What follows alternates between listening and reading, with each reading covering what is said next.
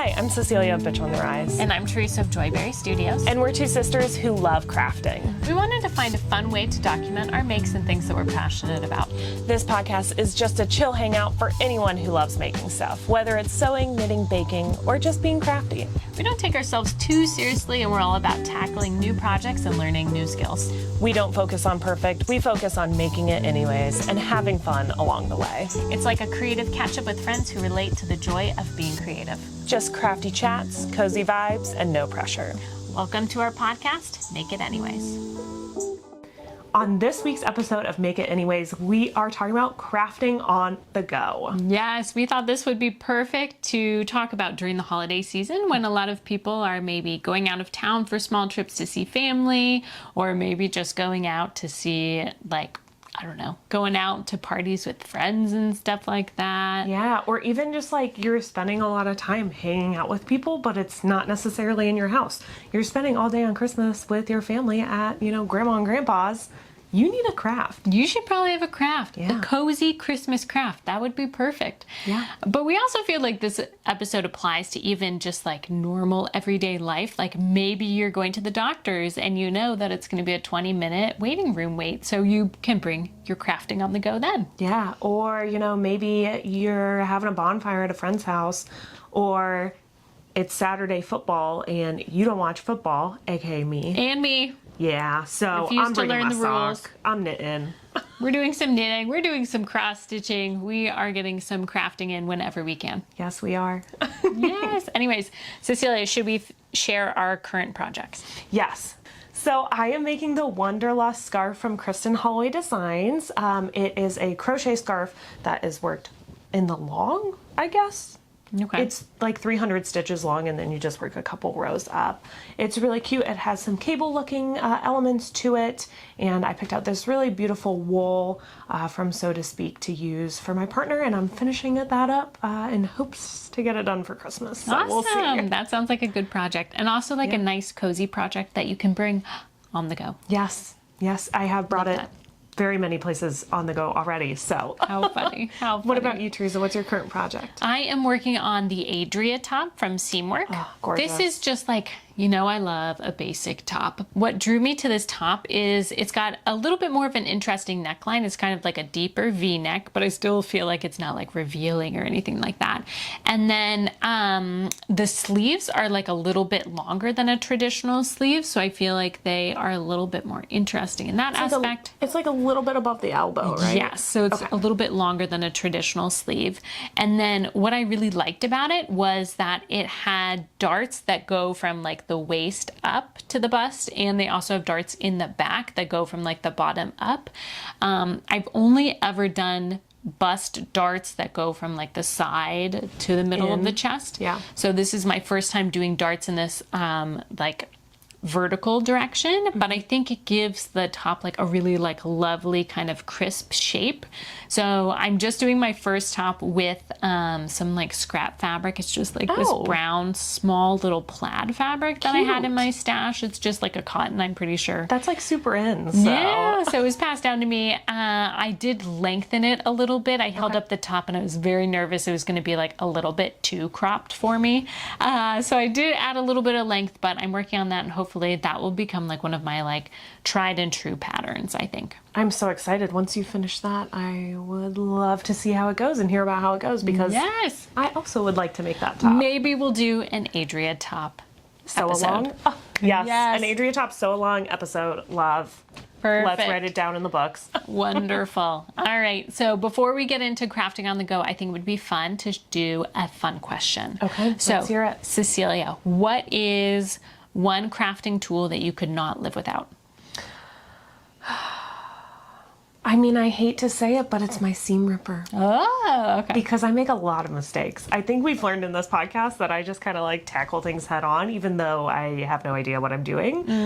So I rely heavily on my seam ripper to ensure that my mistakes aren't permanent, which sometimes they happen, but my seam ripper is always right next to my machine. I don't know what people did before the seam ripper. I don't know either. I would just little throw out tiny my project. scissors.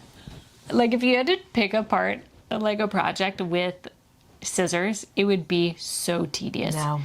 It would be so tedious. I also do love my seam ripper. I used it yesterday because when I was working the Adria top, I put the right and the wrong side together and sewed them that way. Oh, yep. Yep, so there we go. There we go. Love the seam ripper. Love the seam ripper. What about you, Teresa? What's your can't live without? So I tried to pick something that was maybe like a little bit not so obvious, but also something that I think I like use all the time. And I chose a combo of my cutting mat, rotary cutter, and quilting like block. Oh, I my love quilting that. ruler. Like a square ruler? So I do have like a square one, but I also have, I think it's 6 inches by 18 inches. Oh. And I just use my rotary cutters and my cutting mat for like everything. Yeah, like I do too. Trimming up bags is super easy. I even cut out patterns. Like some people talk about how they like pin patterns and then cut them with scissors. Never. What? That just seems like too much work. You will never catch me pinning. Sometimes I do cut my patterns out, but it's with like, a bubble gauze where, the seams are a little bit loose and, it's a little messy anyways. So. Yes. I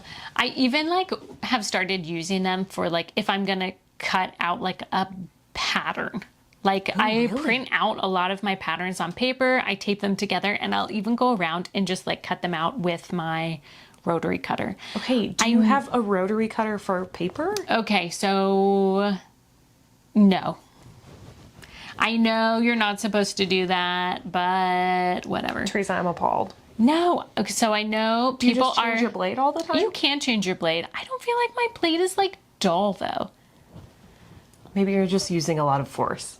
Maybe I'm using a lot of force. I don't know. I feel like everything still works out fine. I do have like my fabric scissors. My fabric scissors are for scissors, but my rotary cutter, I feel like it just has so many applications and I just like go for it. I've even done some like paper weaving, and I'm not gonna lie, I did use my quilting ruler and my rotary cutter, and I just sliced up the paper so fast.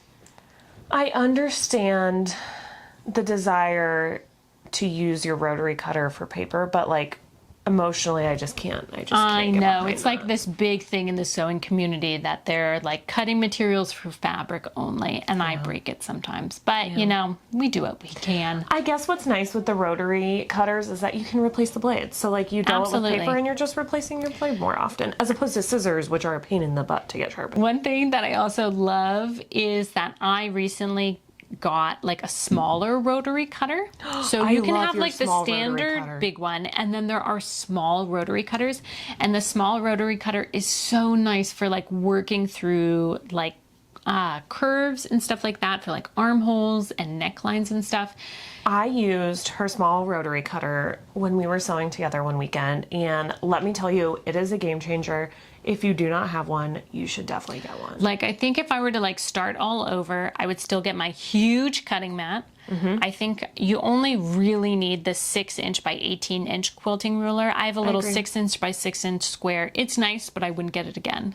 And then I would love the small rotary cutter, and I think I would get it over the big one. Yeah, I would agree with that statement. I also would rather have a small rotary cutter as opposed to my large one. Yeah, I think it's, I don't know, I just find it like so handy, and you can maneuver it a little bit easier. Yeah. So a seam ripper and a cutting trio. Yes, all of my cutting supplies. Those are what we could not live without. Exactly. So, Teresa, it seems like my seam ripper I could take crafting on the go with me, but unfortunately your cutting trio does not make the cut. Absolutely not. Cannot take. I will not be taking my 3-foot by 2-foot cutting mat anywhere with me. Yes. So let's jump into crafting on the go. What do we mean by this? So once again, I feel like it's just like if you're going to bring your craft project outside of your house where you don't necessarily have any supplies where you're going, you need to bring everything with you. You most likely are not going to bring your sewing machine. No. You're not going to bring probably your paper making supplies. Nope. Just like big things like that, you're probably not bringing with you. And if you're a crafty person, it always just feels so nice to have crafting as an object, like an option wherever you go. Yeah. So crafting on the go, we're thinking like long trips, short trips, Short trips? Why not? Oh my God, we said it twice in a row at the same time. What does that mean? Are we cursed now?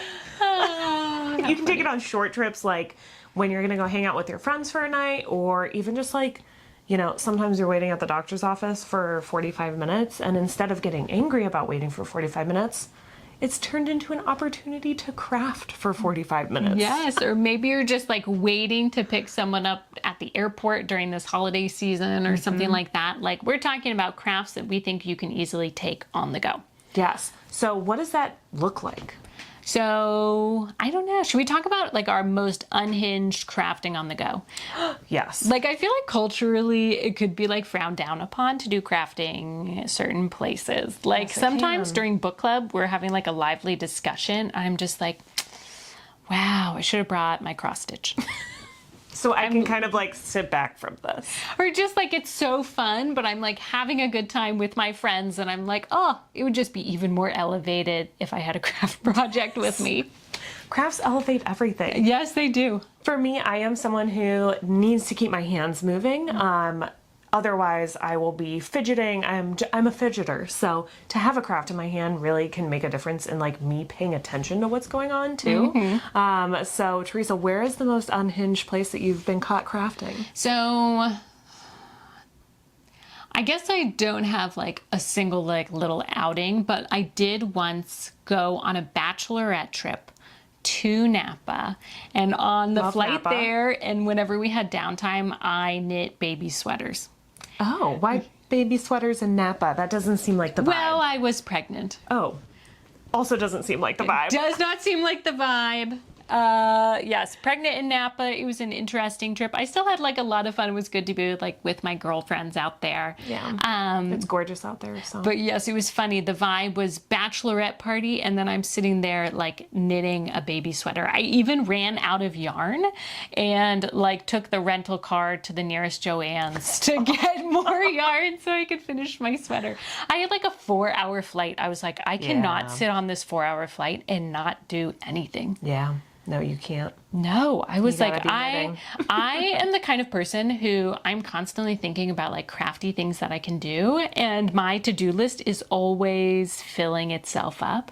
So if I just have to like sit somewhere for a really long time and I'm not doing a craft project, which I like genuinely love the process of, I just feel like I'm kind of wasting some time. Yes, I agree. I am very much also like that. Yes. I think the most unhinged, okay, I have two that I'm going to share. Okay. So back when like I was a little bit younger and me and my friends were going to like trivia and karaoke every week, I brought a cross stitch to the bar, and it was my bar cross stitch specifically. I was only doing it when I went to the bar. I love that. I kind of love that. And it was just like, well, it kind of, you know, it can cause its own problems in where I was going to the bar to get it done. But it was a good time. It was just like this little cross stitch kit, and it said, "Bless this mess," which I thought was very fitting for the setting that I was working on it in. So that's probably my most unhinged one. I love that it's just like, oh, that's my bar cross stitch. Yeah, like it I was do like a that bar when I'm craft. at the bar with friends. So that was like, in my past, I'm not much of a bar goer anymore. So no bar crafts sitting Okay. in my stash. That's okay. But maybe my most socially unacceptable one was at a conference. For work? work. Oh, a no. work conference. I know I'm a fidgeter, and to like sit in meetings and presentations for 8 hours a day, I was like, I'm gonna lose my mind. I'm going to like destroy my nails picking at them or fidgeting with like everything in front of me. So I brought my knitting and I just kind of kept it under the table, and I was able to like glance down. You know, it was easy to set it down for a second to take some notes. And I really, really think it helped me pay attention to what was going on, what was being said, and not be fidgeting constantly. I think it's more socially acceptable to do crafting in a social setting if you're not constantly like looking at it. Yes. And if you're not constantly like checking a pattern, like I feel like if you can do like eyes up, and still being like engaged and like looking at people, then it's like way more socially acceptable. So if you're doing like something that's just like straight knit stitches or straight crochet, something that you can really like feel, that's tactile and doesn't change a lot, then I feel like it's more like socially acceptable. I very much agree. I also think if you're not like looking, if you're able to set it down and pick it back up really seamlessly is also important. So when someone, you know, corners in on a discussion with you or something gets heated and you're able to put that project down and have a conversation, have that moment with someone and then pick it back up and keep going is really important too. So yes. Also with knitting, I feel like you can do it like under the table. yes, you can. So not everybody knows that you're doing it. It's not like you're bringing out like this huge quilt that you're like hand quilting and it's like taking up the table and you're just like staring at it while trying to talk to someone. Right, right. So little small projects. Yeah. Yeah. Good for you. So we're crafting on the go, we're, you know, knitting under the table at a conference or out to school with friends. Oh, out to school. Out to school. Maybe Oops. you're crafting in school. That's fine.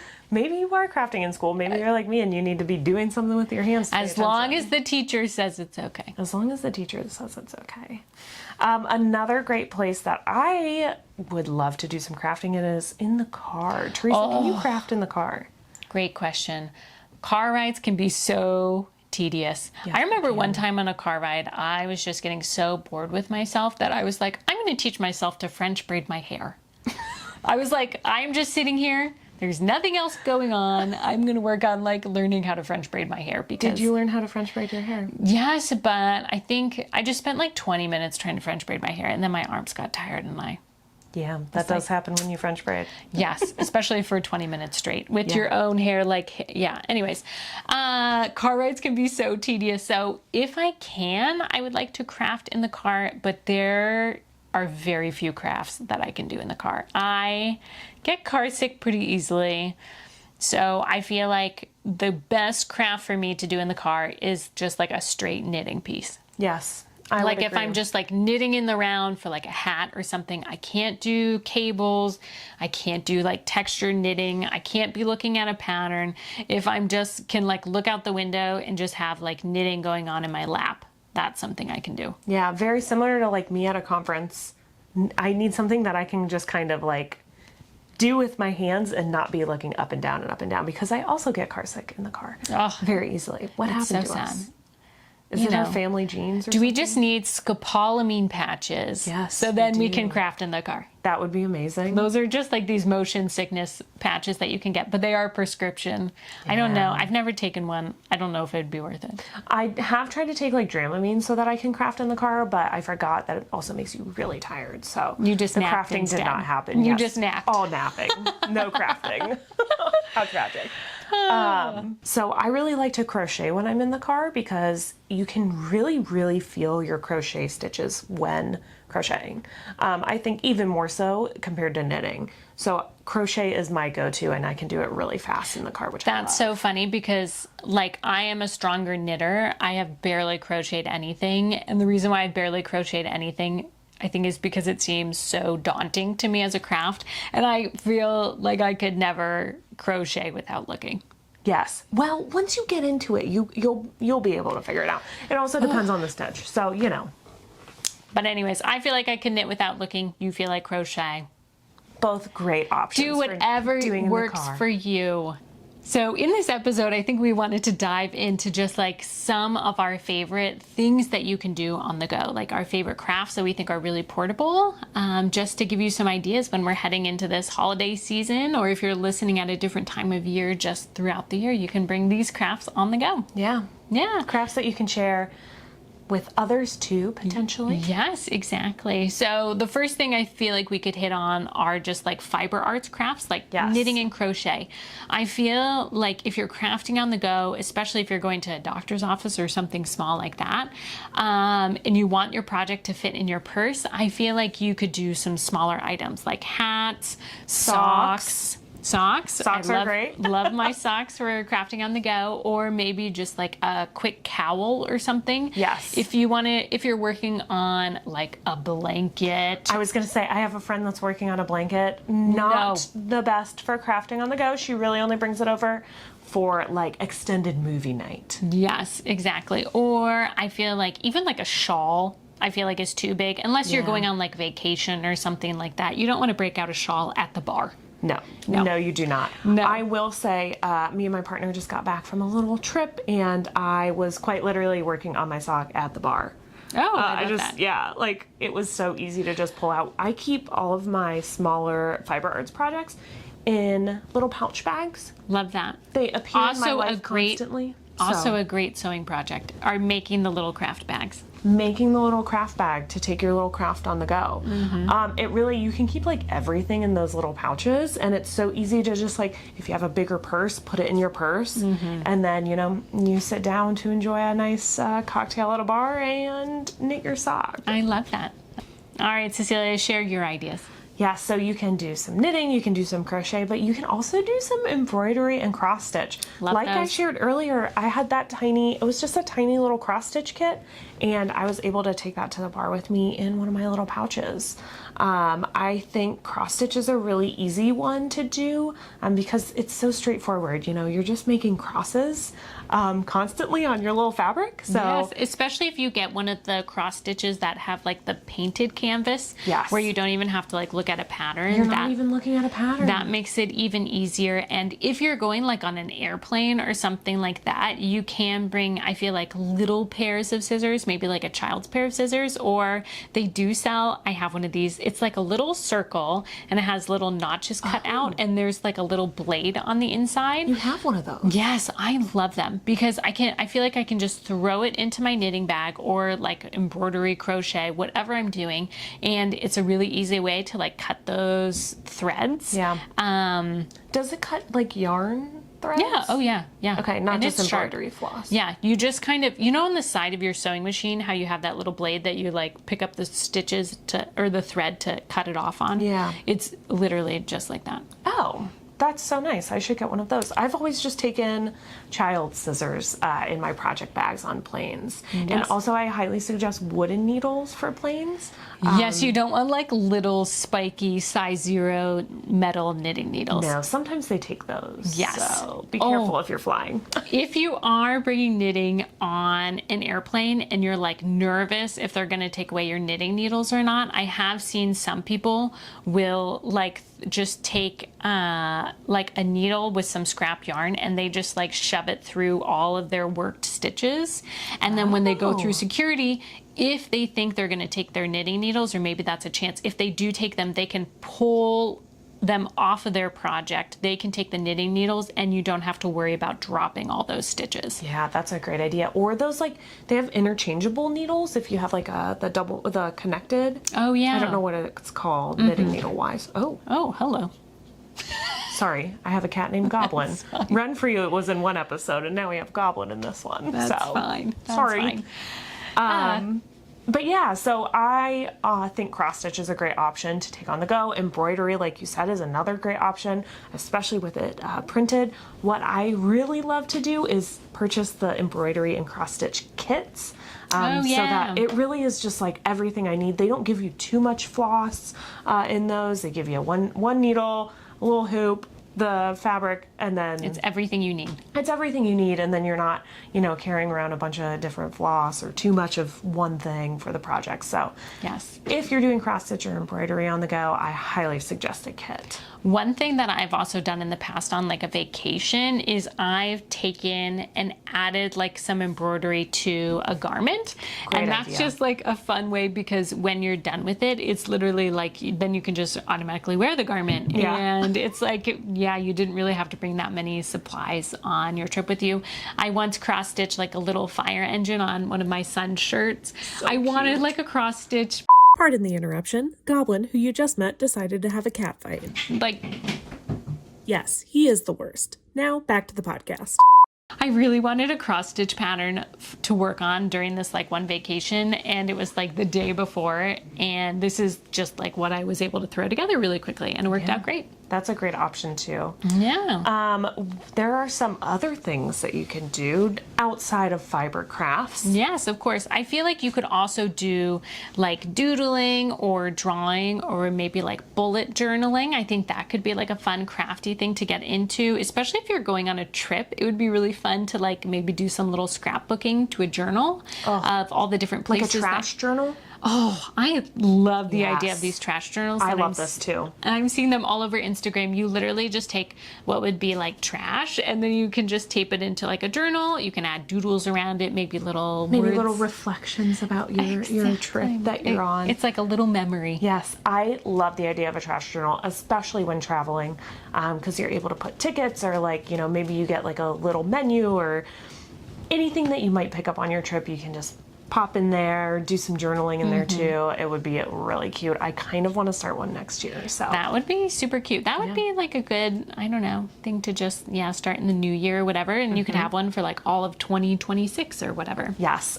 A new way to journal. I love it. I love that. And if you, like, I wouldn't say that I'm much of like an artist.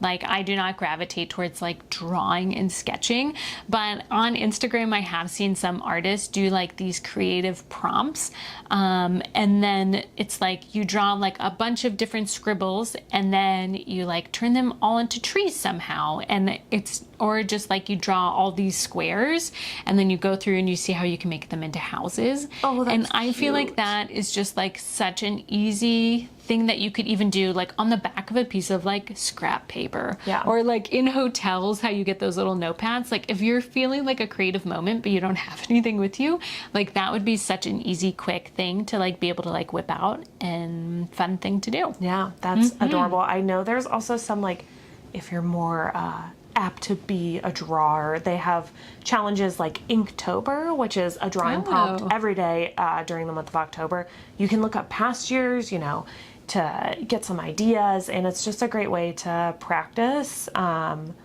small bits of creativity that are really low stakes, which I really love too. So different prompts like that exist. I also feel like there's like this pressure that if you're going to draw, it has to look like perfect and like it has to look like draw. But I like the whole kind of emphasis of this podcast is you should just like make it anyways, be creative anyways. It doesn't really matter much about the outcome. It's more just about like enjoying that creative time and that creative flow. Yeah, I absolutely agree. There are so many other crafts that we can do on the go. Let's rapid fire some. So if you're really into like sewing, one thing that you could get into is just maybe doing some like hand quilting, or you can hand sew like a lot of smaller projects. Like I feel like a cute drawstring bag, or maybe like a little zipper pouch or something like that could be super fun. Make men's. You need to repair a hole in something great to take with you. You can also like darn a sock. I've seen a lot of people do this like shishiko over like for visible mending. I think that's beautiful. That could be an easy thing to bring along the way.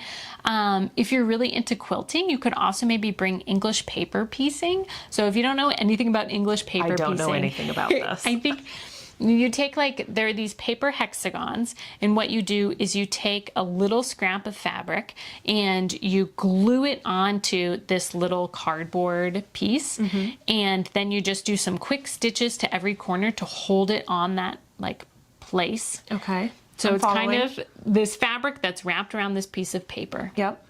And then you take all of those pieces of paper, and then since they're hexagons, they kind of come together like a honeycomb. Right. And you hand stitch all these little honeycombs together. Okay. And then once they're all hand stitched together, then you can bring out those little pieces of paper. But I have seen a lot of people. Oh, so it's like a way to quilt, like you're making like a structured quilt with it. Yes. Kind of. Yes. Okay. You do end up taking out the paper. They're just in place to kind of hold that shape together.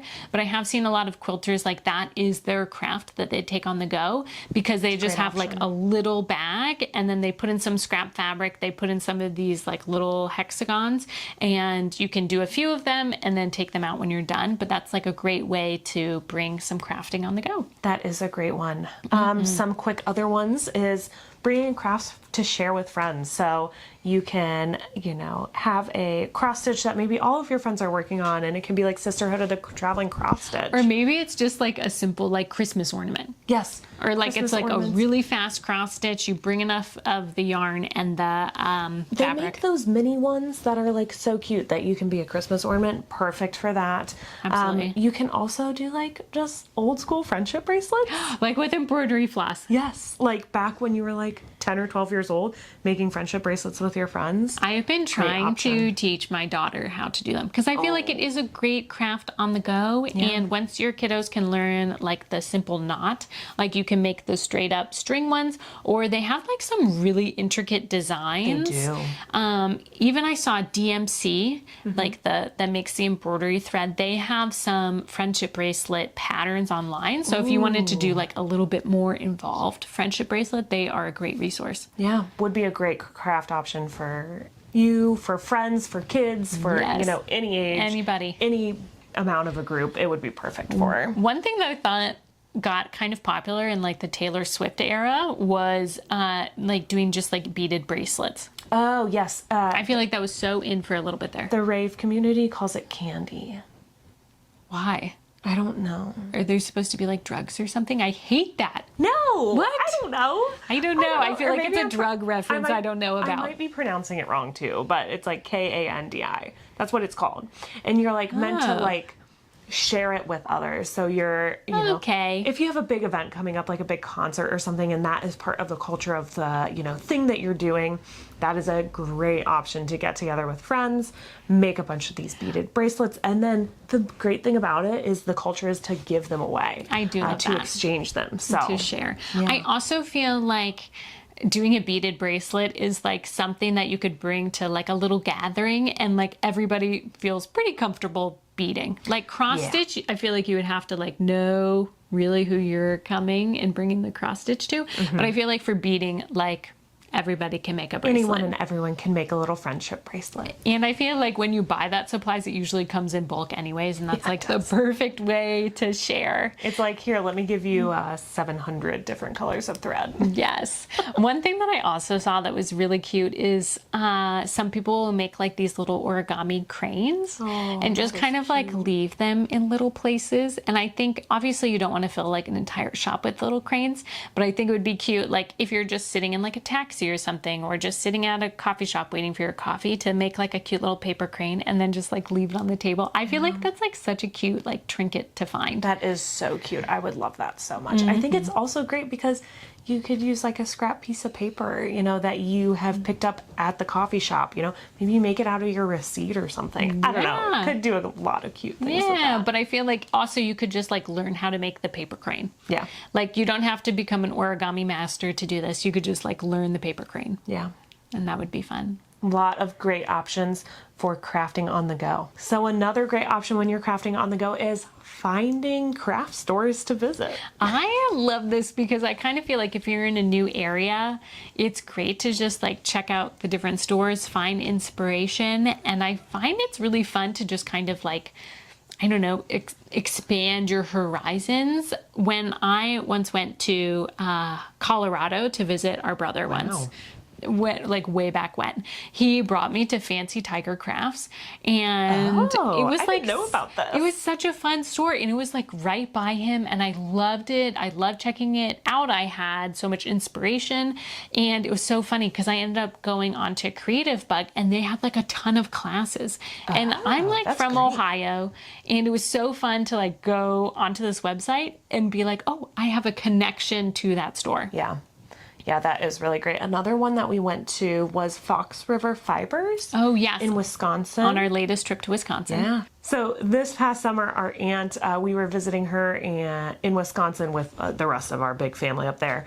But she is a big crafter as well. She really loves fiber crafts, and she took us to the local store It near was her. just so fun to get to chat with people, talk about different patterns we were making. We ended up getting some yarn to make the tendril cowl from Pearl Soho.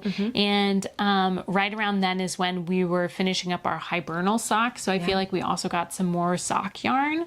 We did. We spent a lot of money there. I did. Supporting the local economy. I love supporting small craft businesses, and also I feel like it just like feels so special that like when I make the tendril cowl and I wear it, I will think like, oh, this is the yarn that I got in Wisconsin. I have that little piece with me. My mother-in-law actually also went to Ireland, and she picked me up some sock yarn over in Ireland. This and stuff now is so gorgeous. it is such a gorgeous yarn. It's like wool. It's beautiful. It's soft. It has like some good volume and cushion to it. But now I feel like whenever I wear those socks, I think of it as like, oh, these are my Ireland socks. So I love how special. it can kind of like, I don't know, like anchor that piece with a fun location and memory too. Yeah. I really love that as someone who doesn't have a great memory for like associating things with physical objects with memories. This is a really great way to, you know, really associate something that I've made with an experience, which I love. Yeah. Recently, I went to Cleveland with my partner, and part of the trip planning was looking at craft stores around. Okay, where'd you go? Unfortunately, I did not go anywhere. We were only there for like 24 hours, so I did not have that much time to visit anything. So if you're from Cleveland, please reach out and let me know where to go. Maybe next we'll time just we make head a up. trip of it. Yes, Yeah. I'm very excited. So yeah, I think that crafting on the go can go beyond just, you know, physically having a craft on you. It can be supporting local craft stores in the places that you're traveling. It can be, you know, getting something to really anchor, you know, your project and something that you've handmade into, you know, a place that you have a lot of great memories with. So Yeah. it can be bigger than just doing a little something. We've talked about so many different ways to craft on the go. Hopefully we've inspired you to do something along those lines this holiday season. Yeah, thank you for joining us this week on Make It Anyways. I'm Teresa of Joyberry Studios. And I'm Cecilia of Bitch on the Rise. Thanks. We'll see you next week.